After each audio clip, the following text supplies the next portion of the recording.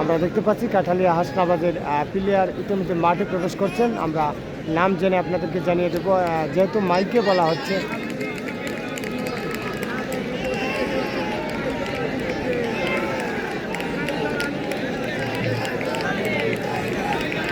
Tiger Alimuddin আমরা দেখতে পাচ্ছি সত্তরখোলা দুর্গাপুরের পক্ষে টাইগার আলিমউদ্দিন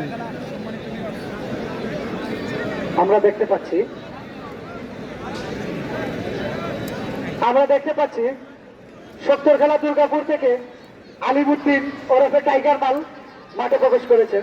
অপরদিকে ঘাটালিয়া কামলাবাজ হাসনাবাজ থেকে নাইমুর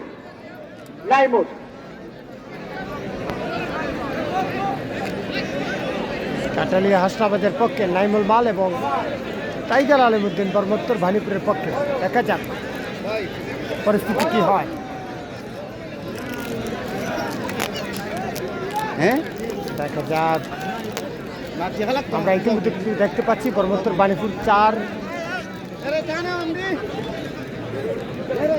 4-0 এগিয়ে আছে বর্মোত্তর বাণীপুর।